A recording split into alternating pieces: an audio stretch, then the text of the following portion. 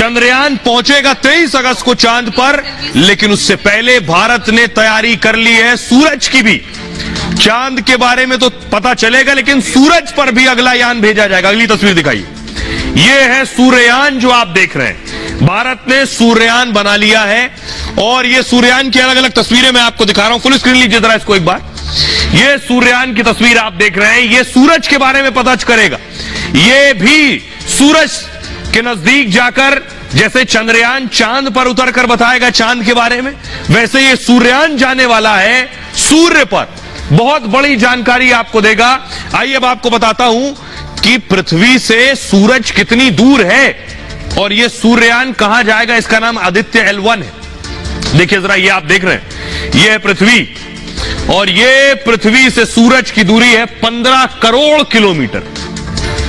आज से पहले शायद आपने नहीं सुना होगा कि पृथ्वी से सूरज की दूरी कितनी है। 15 करोड़ किलोमीटर है सूरज। यह जो सूर्ययान है यह 15 लाख किलोमीटर तक जाएगा। देख रहे हैं बीच में यह जो दूरी मैं आपको दिखा रहा हूं, यह 15 लाख किलोमीटर तक जाएगा और वहीं से, क्योंकि आगे बहुत ज्यादा तपिश है, वहीं से पता करेगा सूरज के बारे में। अब आपको बताता हूं कि आखिर सूरज के बारे में क्या जानकारी जुटाने वाला है सूर्ययान, और भारत के लिए बहुत गर्व की बात होगी। देखिए जरा, ये आप देख रहे हैं, तपिश से अंदाजा होगा आपको सूर्य के।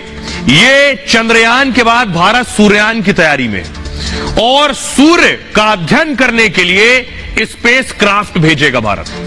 भारत के इस स्पेस क्राफ्ट का नाम है आदित्य L1। आदित्य L1 बेंगलुरु के सैटेलाइट सेंटर में बनाया गया है और सतीश धवन स्पेस सेंटर श्रीहरिकोटा भेजा गया। श्रीहरिकोटा से ही आदित्य L1 को अब लॉन्च किया जाएगा। चंद्रयान 3 भी श्रीहरिकोटा से ही लॉन्च किया गया और इसरो अगले महीने इस सूर्ययान को लॉन्च करने वाला है। यह बहुत बड़ी उपलब्धि है। इस स्पेसक्राफ्ट को PSLV रॉकेट से लॉन्च किया जाएगा। लॉन्च के बाद 4 महीने बाद यह लैंग्रेज पॉइंट पर पहुंचेगा, जहां मैंने आपको बताया था 15 लाख किलोमीटर 4 महीने बाद पहुंचेगा। लैंग्रेज पॉइंट धरती और सूर्य के बीच एक जगह है।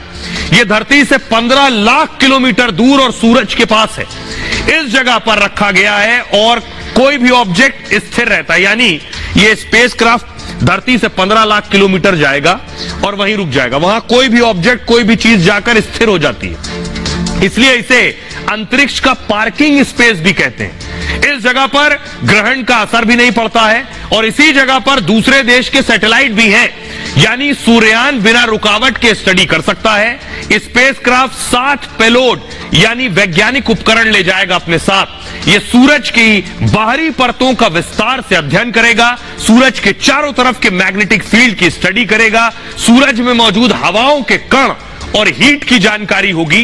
पेलोड में लगा वैज्ञानिक कैमरा सूरज की HD तस्वीरें लेगा। सूरज की स्टडी करने वाला यह भारत का पहला मिशन है। अमेरिकी एजेंसी नासा ने सबसे ज्यादा 14 सोलर मिशन किए और अब इसरो भी इस क्षेत्र में इतिहास रचने को तैयार है। यह है भारत की बड़ी उपलब्धि। और इतना ही नहीं, चंद्रयान धीरे धीरे आगे बढ़ रहा है, उसकी तस्वीर मैं आपको दिखाने जा रहा हूं। यह इसरो ने नई तस्वीर साझा की है। चंद्रयान एक कदम और आगे बढ़ गया।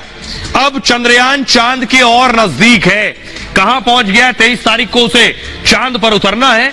उससे पहले देखिए जरा आज कहां पहुंचा है चंद्रयान।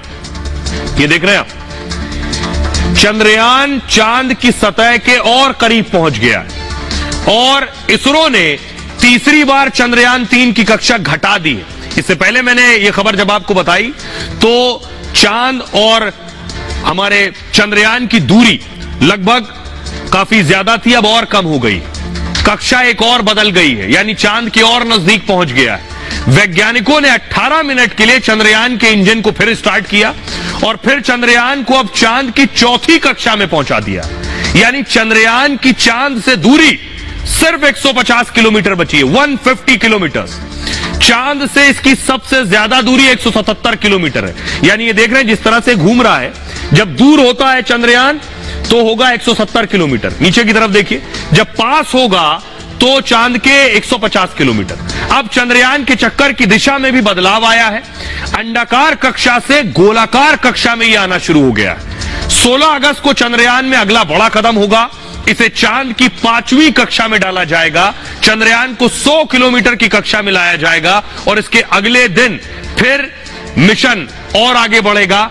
17 अगस्त को प्रोपल्शन मॉड्यूल को लैंडर से अलग करेगा। लैंडर की चांद की कक्षा से ऊंचाई में कमी लाई जाएगी और फिर 23 अगस्त को लैंडर उतरेगा। चंद्रयान 3 के सभी यंत्र सही तरीके से काम कर रहे हैं, यानी सब कुछ भारत के प्लान के मुताबिक हो रहा है और अब से 9 दिन बाद चंद्रयान चांद की सतह पर उतरेगा। चांद के दक्षिणी ध्रुव पर पहुंचने वाला पहला देश बनेगा।